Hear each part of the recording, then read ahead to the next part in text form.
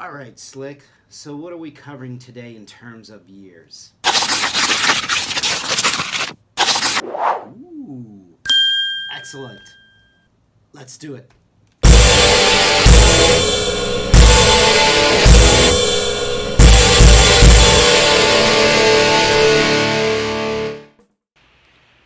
So here we are. You Can't Take the Rock Out of Me's next episode, episode 3. And it is from 1984 to 1992 that I'm going to cover in this episode. And remember, 40 years of heavy rock with zero talent and 110% persistence and patience. And let me tell you, from 1984 to 1992, I needed a lot of patience. But I was growing as a musician, obviously, and I ended up in that time frame learning about guitar and bass. And my little fingers, I needed a skinny neck. So quite a few years ago, I bought a bass that had a skinny neck, and that's the only way I could play bass, because the very first bass guitar that I had too much of a big neck, and I couldn't play it that well. So I had to find something that had a skinnier neck later on, and I did. So in 1984 to 1992, one of the big things that was driving my music journey was, one, I could play by ear really well now, and I could learn songs pretty fast, and I learned a lot of songs. I would count maybe over 500 songs in that time frame from 1984 to 1992. One of the things that I learned early on about learning songs was that it wasn't just about chords, timing, and chords and key. Although that was important, one of the big things that was important, though, was structure, which is what I found when playing with other musicians. They didn't get that. Why guitar players don't get that right away, I don't know. But that's a song structure concept that nobody could get. They got the chords right, they had the riffs right, but they just couldn't get that aspect of there's an intro, verse, chorus. So very early on, one of the things I did in learning songs, which I recommend anybody to do even today, anytime when you're starting to learn music or learn about how songs are written, is go through the song without playing it on guitar or any other instrument that you're playing with, and learn the structure. What's the intro? How long is the intro? How long is the verse? How long is the chorus? That kind of thing. So you could go right straight through, right to the last note of the song. So that was one thing that I realized early on, that was a very key factor on learning music. The other big factor in 1984 to 1992 that was a really major push for me in my musical journey and education was 1986. So what was so special about 1986? In the summer of 1986, I ended up working at a place in Brampton, at a warehouse, building these pallets for stoves, these wood burning stoves. I did that all summer. It was a pretty good job, and I got paid pretty good. And there was one thing I wanted to get by the end of the summer, and that was a Tascam 4-track recorder. And getting that 4-track recorder was the start, in August of 1986, my songwriting journey. I got introduced to Megadeth, Metallica, Slayer, all the big bands. So remember, 1984 to 1992, I saw all of them. I saw Maiden, I saw Judas Priest, I saw like Rush and Triumph, and at the Maple Leaf Gardens. Maple Leaf Gardens was great because I saw everything at Maple Leaf Gardens. And in 1986, that's where I saw my very first rock concert, and it was AC/DC. What better band to see your first concert in 1986? And oh man, I was 19 years old, and I saw AC/DC play at the CNE Bandstand, and it was my first concert, and it was loud. It was great set and everything, and I thought, this is so cool. I'm definitely going to be doing more of this, and definitely got me hooked on playing live and everything. But of course, what happens after the concert? Okay, so in Toronto, after the concert for AC/DC in 1986, which was the Who Made Who tour, there was a riot. Of course, people threw rocks at the trains, and there was no way getting back. It was a bad night. Anyways, my dad came to pick me up, thank God. And my dad wasn't too impressed with that. And of course, being the first concert, it was like, oh shit, now he's gonna say, see, I told you. It's that see, I told you moment. But anyways, that didn't last too long, because in 1988, 1989, I saw Judas Priest and Iron Maiden for the Seventh Son of the Seventh Son tour, 4 rows away from the stage. Got scalper tickets, and that was great. That was unbelievable. But interestingly enough, in that show for Iron Maiden at the CNE Bandstand again, no riot this time. Nothing bad happened. But a kid did overdose a week before at a Pink Floyd concert in Toronto. So that was kind of the big hot topic. Sad story, and sad how that all came about. But, you know, that's a life lesson that everybody was learning at that time. The Seventh Son of the Seven Sons tour was my first show ever to see Iron Maiden, and I was a huge Maiden fan at that time. And I was 4 rows away from the stage, and I saw Nico playing the drums, I saw Steve playing the bass. It was like brilliant. The band opening up for them that night was not a fan for Iron Maiden. Maiden were not fans of this band, but it was Guns N' Roses, and we saw them open up for their Appetite for Destruction before they became huge. So they were still opening up for bands, and that was cool. That was really good, and you could tell something was going to happen with this band. They were going to go somewhere. So that's my story of seeing Guns N' Roses for the first time and only time. So and Zodiac Mind Warp also opened up for Iron Maiden that night. No clue who they were. They weren't that great, actually.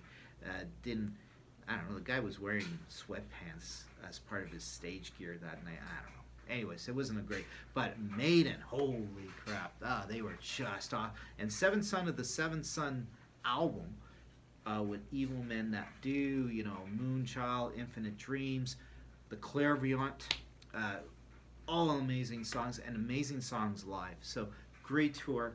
Judas Priest, I saw them for the Ram It Down tour. That was great. Really, really good show. One of the things that I noticed with concerts is that not all bands were always tight, and they weren't always good. I saw Kiss in that time frame with Ted Nugent opening up. Maple Leaf Gardens, the Crazy Nights tour. Okay, so Crazy Nights, the actual album from Kiss, not my favorite album. Not a big album for me from their career, because the albums before it, like, you know, Lick It Up, Creatures of the Night, more solid albums. They're really, really good albums. And of course, yes, it was Vinnie Vincent who was writing some of those songs. Really, really good songwriter, good guitar player. Never saw him live, actually, with Kiss. But I saw with Bruce Kulick for the Crazy Nights tour, which was the actually only tour that I got to see Eric Carr. Eric Carr being an amazing guitar drummer. Holy crap, he was a great drummer. Great night for him. The rest of the band stunk. Played only 60 minutes. Worst tour and show ever for Kiss to do. Horrible. Coming episode, they do make it up, and I'll get to that. So that's my story so far for concerts that I saw. So one of the things I was doing from 1985 to 1992, 93, I was trying to get a band going, and also with my songs I would put it under a band name. So I mean, some of the bands that I came up with was Grizzly, and so over the years I had Grizzly, I had Hammerhead Shark, I had also Boots of 69, but I also had Garden Angel as a band name, and then we'll get to it in a later episode how Planet Cool came about, but that's not now, that's later on. But those were some of the band names that I came up with. So in 1988, I went to see Triumph at a day concert in the afternoon. It was like at 2 p.m. And I went with a friend, and we saw them, and it was at Kingswood Music Theatre that was at Canada's Wonderland. And they were not that great that day. It was kind of not the best show, and you knew there was something wrong. There was some tension going on between Rick and Gil and Mike Levine, and I was thinking something's not right here. Something's wrong. Intuitively, I said something's happening here. Something's not right. So the next day on Sunday morning, the Toronto Star said, "Yep, they broke up." So Rick Emmett left the band that day. He basically put his resignation in that day. So it was like, oh man, as a fan, it was like, really? This is how they're going to end it? And they're going to end it like this? This sucks, man. So I wrote a letter to the editor saying, it's not a worldwide catastrophe. It's not any major news. But, for a band who really said they love their fans and they, really wanted to, and based on the shows that I saw from Triumph in Maple Leaf Gardens, this was nothing compared. I said, this is how they're going to end their career with this? This is the last show ever? I said, they could have done something a little better for us than that. But at the same time, not knowing later on the whole story, they didn't realize that was their last show either. So there you go. Nobody really knew. So why that's an interesting story is because it's October 8th. This was in September, late September when this happened, this concert and the whole breakup. And so it's my birthday, October 8th. I get a phone call at my house. And I go, hello, and the other person on the other line says, is this Paul? And I said, yeah. He says, this is Rick Emmett. I'm going, okay. I said, hey, how you doing? And we talked, and he talked about, I think mostly allowed him to talk about his side of the story and vent a little bit about Mike and Gil. And he was angry at that time, and I can totally understandable. I wasn't there on what happened in the group, and we all knew something was up because the last two albums were kind of weaker than the others. So we had we talked for about 30 minutes, and it was the coolest thing. And I said, you know what? I said, this is really cool that you would actually reach out to me. He looked me up in the phone book. He looked my name up, and because there's not many Saganskis in Toronto and in Brampton, he looked me up and he called me. And guess what?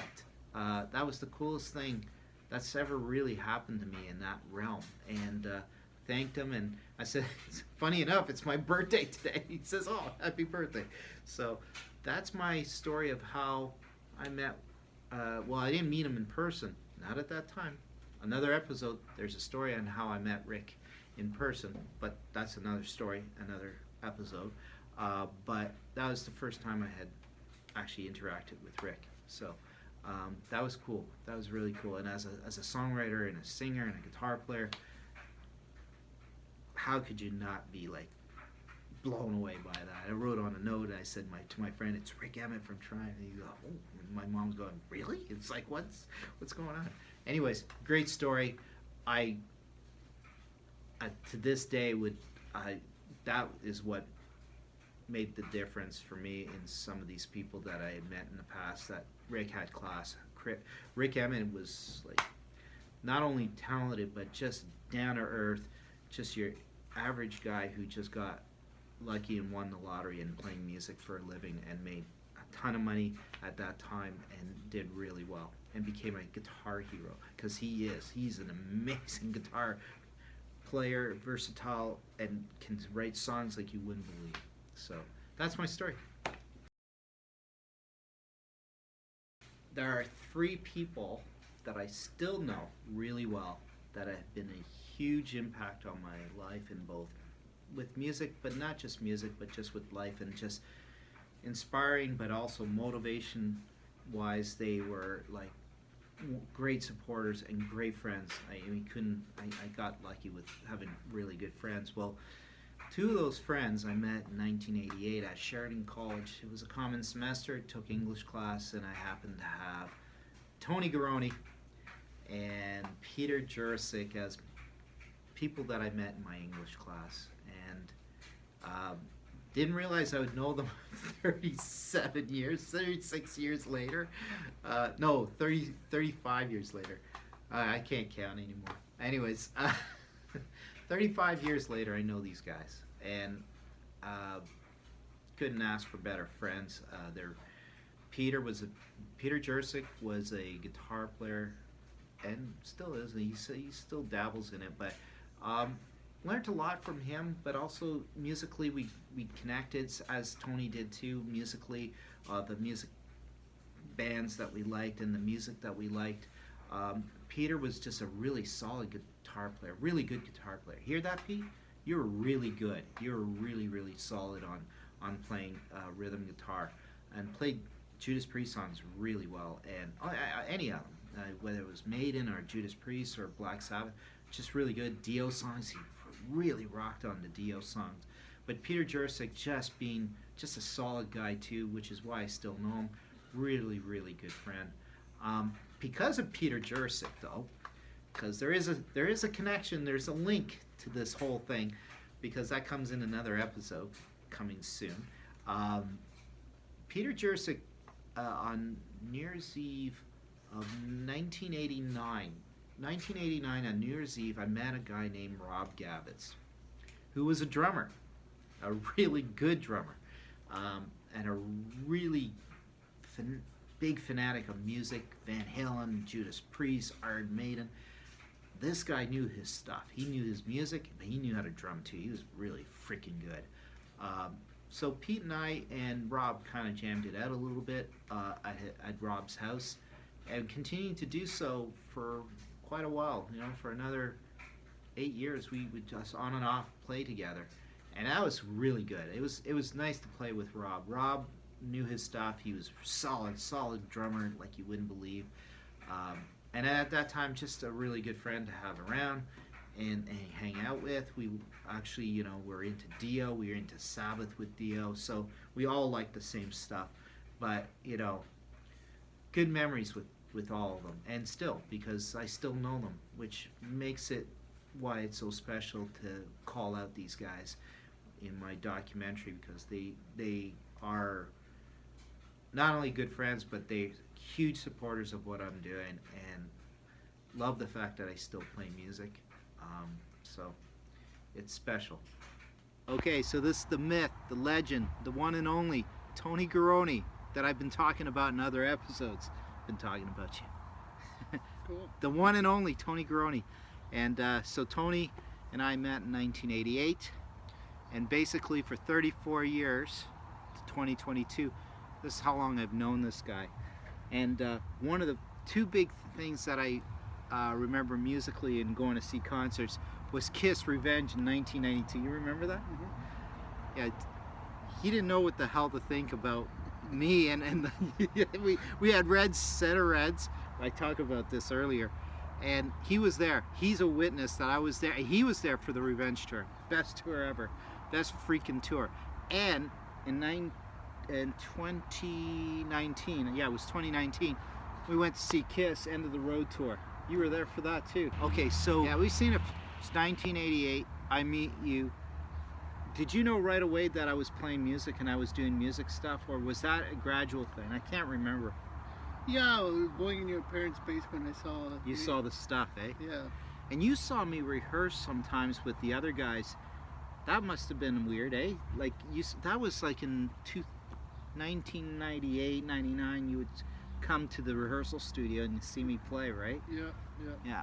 But I don't know, what else do you remember? Because it's funny, because you've been a huge supporter. You haven't been directly maybe into the music part of it that you've influenced me on, but you have been a huge supporter and gone to see some really cool concerts. We went to see Kim Mitchell together, didn't we? Oh, were you there for Max Webster at Lulu's? Oh yeah. New Year's Eve, right? We went to see not Max. I don't know if you saw. Oh, it was Styx. Styx. Yeah, we went to see. Yeah, we went to see Styx. Gowan was just starting with Styx as the piano player. Also, We saw the other band, that other Canadian band, Coney Hatch. Oh, right. What's his name again? Andy Curran. Andy We Curran. saw Andy Curran. That's right. Andy Curran Yeah, rocks too. yeah. Yeah, I remember that. That was cool. No, Yeah. we've seen some really good concerts, especially the Kiss one Mhm. at the Gardens. That was really cool. Oh, we seen ZZ Top too, didn't we? That's right, Maple Leaf Gardens. Oh, that's right. Okay, so we went to see the Antenna tour. Yeah. That was a really George Thorogood opens up. We see ZZ Top, and it was like best stage show ever Yeah. for so many different reasons. They were Yeah. really good that night, actually. Yeah. I remember that. That was Yeah, so that's cool. right. That's right. That's right. We went to see that together, and you never saw Metallica with me, right? No, No, I can't remember. I never saw Metallica. No. Iron Maiden I seen a couple times. When did you see Iron Maiden? I went a couple times. Tony Nicoletti and stuff like that. Oh, okay, Yeah, yeah. long time But you ago. didn't see it with me, right? No, No. no, I did not. Okay, so there's a method called the Garoni method, and I'm gonna have Tony Garoni right here tell the Garoni method. So if you're looking for a job, do this. Do what he suggests you do. So tell the story how you did it. This is the best. You got to check this out. Well, I got a job and wasn't sure, you know, if the job was right for me.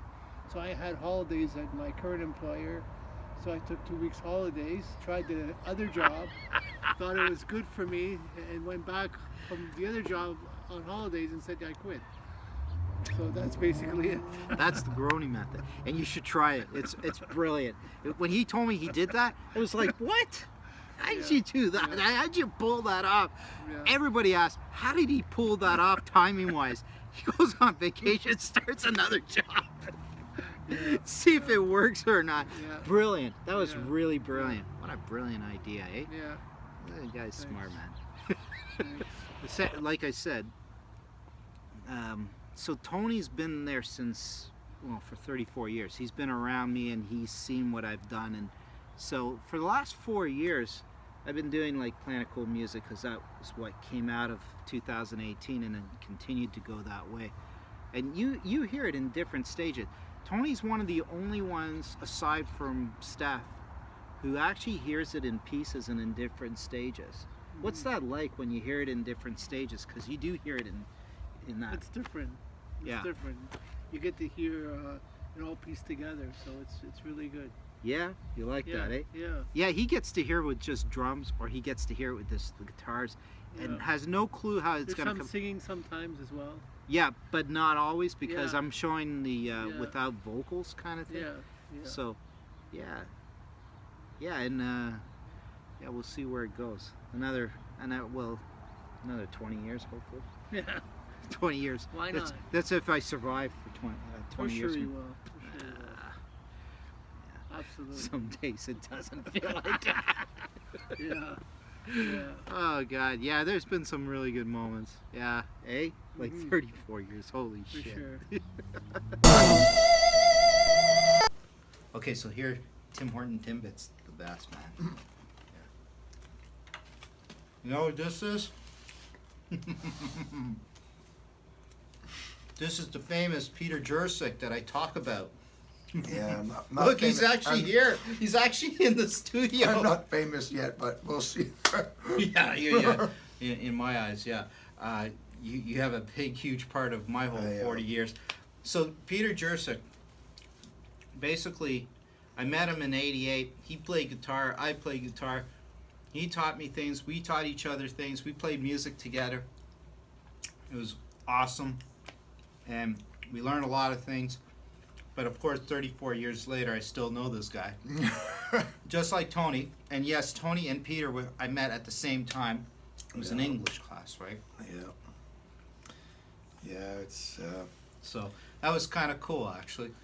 we have that in common. That I learned guitar at the Ontario Conservatory in Brampton Mm-hmm.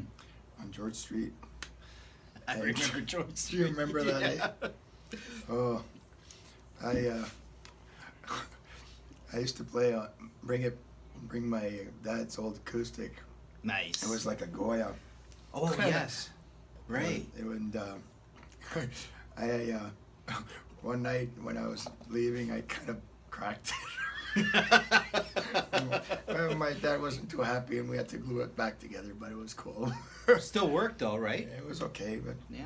part is that I could actually work with this man to learn some tunes Yes. because he has a brilliant ear. Well, thank you, man.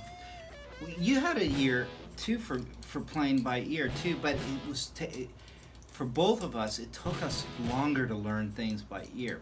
Even though we could do it, it was just structure-wise and just learning the different parts. That took time, especially when you're doing Judas Priest, Painkillers. Oh, come on, Leah, Painkillers. That's a really easy song. We never did Painkiller, but Yeah, we did actually. Did we? Yeah, we actually. Yeah, I see he doesn't remember. Okay, so with Peter, and I've talked about this, but and I actually waited to talk about this one particular tour that I went to see because I talk about concerts that I've gone to see in the past that are really significant, both in my influence, but also just freaking good concerts. And one of those was Dio came back to Black Sabbath for the Dehumanizer album, which I do talk about in other episodes about how good and how brilliant that album was. But the tour, which I went with this guy, Massey Hall, we were side stage and we saw them, and that was brilliant. It was like great. And that was probably the first time that I saw Dio live. Actually, I think that was my first time seeing Dio live. I never saw him on his own before that. You probably saw him before that on his own, right? Let's see. I think the first time I saw Dio was Iron Maiden Motorhead tour. Yeah, that was after. That's after. another. So there was Dio with Dehumanizer, great album, great tour. Vinny Appice playing drums. Oh, it was brilliant. And the thing is, for people who don't know Massey Hall, that are from different parts of the world in Toronto, it's one of the best sounding places to hear a concert. I saw Maiden there. I didn't see it with you, but Iron Maiden played at Massey Hall, but also Dehumanizer with Dio at Massey Hall. That was always a good venue. If you got into that venue and you were going to see somebody, the sound was the best. It was the best place to hear a concert in Toronto. Yeah, now, for sure. Yes, Dio, it was Motorhead and Iron Maiden. Yeah. That was for the Dance of Death tour, actually. So. And it was. And Dio, holy crap. I mean, I can't even believe that was the lineup. I couldn't believe he did so many Motorhead Rainbow opened tunes. I mean, and Motorhead opened up. He did the Egypt song. He did Babylon, I think. And he did Stargazer, which I flipped out because I thought I'd never hear that ever. Right. Yeah, that was amazing. And his band was awesome that night, like really great. I'm not sure what I think it was Killing the Dragon tour, was it? That was at Killing the Dragon tour was in the smaller venue. So in the what they call the government or by the lakeshore, there was this smaller place that they played at, and they would call it the warehouse. The warehouse, yeah. The warehouse in Toronto. They had Dio, and it was for Angry Machines tour.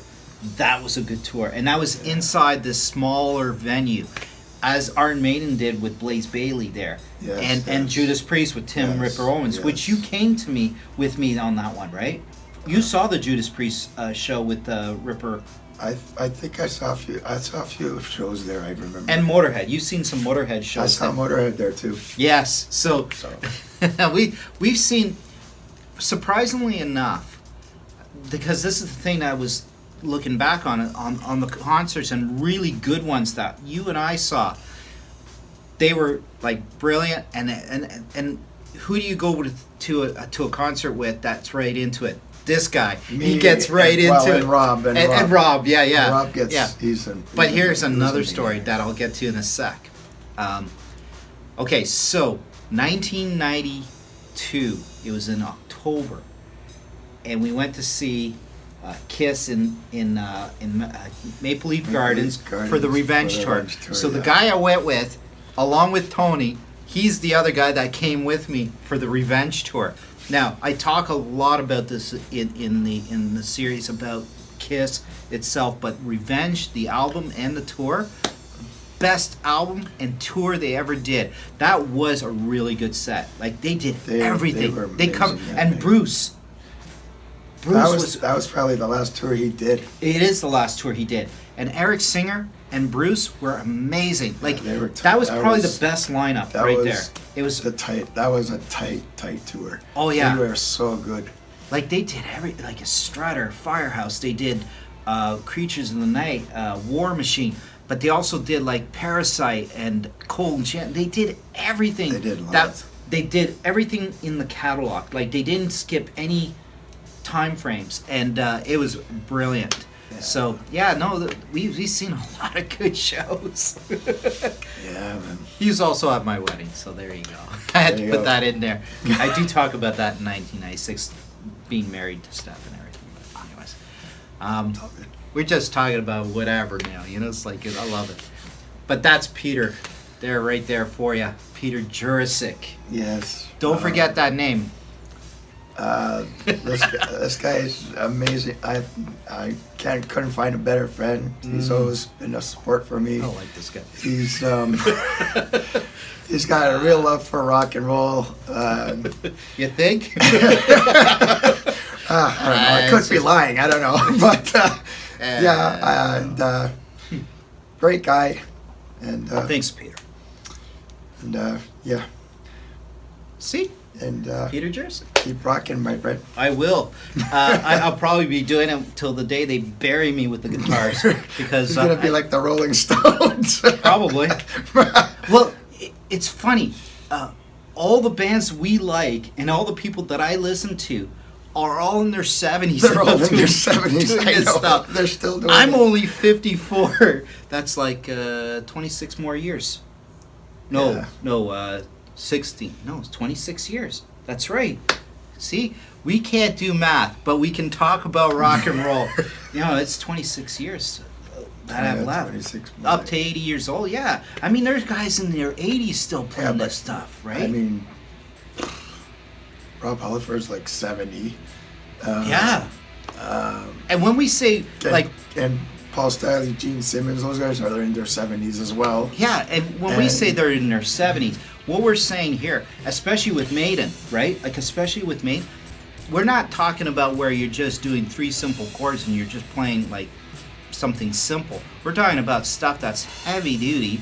Not only that, not only heavy duty, but very physically Very- enduring. Very Like, technical. yeah, and technical, but also physically demanding. Like Halford at 70, being able to sing, and I've seen the YouTube videos with Halford doing that. Oh my God, he's just like incredible still. These guys can still do it. So being 54 means I have a good 20, 25 years ahead of me, and there will be a 20, 25 years ahead of me. I'm 5 years in next year with this, with the Planet Cool part. 40 years into playing music. There's no question, there's no reason, unless something drastically happens, that I can't do it. Yeah, you guys are going to be hearing a lot of crap from me. Not all good either. Sometimes it doesn't always work out. Well, That's hit and miss thing. That's after 100 songs you do. I've calculated I've done over 110 songs in the last 5 years. Yeah. The 20% rule, 80-20 rule does apply. 10% of those are actually pretty decent and the rest of them are crap. But that's like that with That's with every band. that's what everything, you know. I think they call them like B-side tracks or something like that. Where they're like Yeah. some guys that just don't make the cut. No, and you know, you got. I looked at a few bands like Priest, Maiden, but also Kiss. Average, you have about 180 songs in their catalog. Because if you go in YouTube and you look at their whole, what do you call it? Their whole catalog, you see it's about 180, 160. Then you look at their set list, you look at 20 songs, right? So if you do the math, that's 10%. Or 15%. So 15% of your songs are actually going to be pretty decent to play live. And the rest, well, you know, they didn't always work out. On an album, maybe 3 songs per album, except if it's a classic like Screaming for Vengeance, Yeah. Moving Pictures from Rush. Yeah.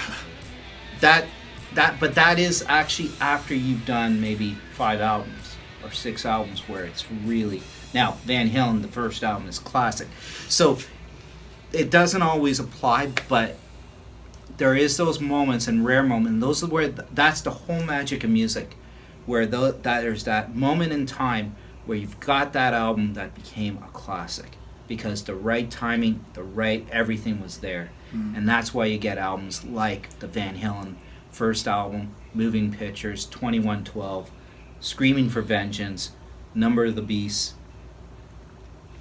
That's how it just happens. It's chemistry, and it's just, sometimes it's just faith that it happens. You would agree with that, right? Sure. So the last, and I know this is like 9 minutes now, and I love it because you actually have a lot of good stories and a lot of good. The last show I saw with Peter, and it was actually in 2019, it was at the end of August, we saw Demons and Wizards. Probably, we'll never see them again live. We'll never see that again. With John Schaefer and Hansi from Guardian. Well, it was Guardian, well, right? they kind of did it in a way that they had a mix of players from each band, from their respective bands. Yeah. So John Schaefer's Iced Earth and Hansi Kirsch's Blind Guardian. I think it was the lead guitarist and from Iced Earth, and the bassist and drummer from Blind Guardian. And I'll tell you, that was, and they played brilliant. They played everything. Valhalla by Blind Guardian. They played I Died for You. Yes, Iced Earth. That's right. And then they did a whole bunch of Demons and Wizards stuff, and it was great. Oh, Fiddler on the Green, brilliant. That was like almost the last song that they did of the set. And yes, the encore, and brilliant. So that was the last show that I saw with Peter in 2019, and then the very last show that I saw in 2019 was Life of Agony. But going to see Demons and Wizards, brilliant. And you called me up and said you wanted to go check it out. I said, I was thinking, So I got on the subway, went down to Toronto, met up with him, paid for the ticket, and said, let's get in there. Let's do it. Because we didn't even have we bought tickets that day, right? I think I bought the ticket. I asked you, and I bought both tickets, and you paid me back. Yeah, but you bought it that day, right? Yeah, I bought it that day. Oh, that's awesome. Yeah. So see, stuff like that, it's just brilliant. I just love it. Yeah, and I don't think there's one particular concert that we went to see that was like the standout. I think they were all of that, but I think definitely the Dio, Motorhead, and Iron Maiden. That was a good night. Those there's always some nights that are like, that's a good night, and we'll never forget that night. That was a good show. Yeah, that was good. So that's it.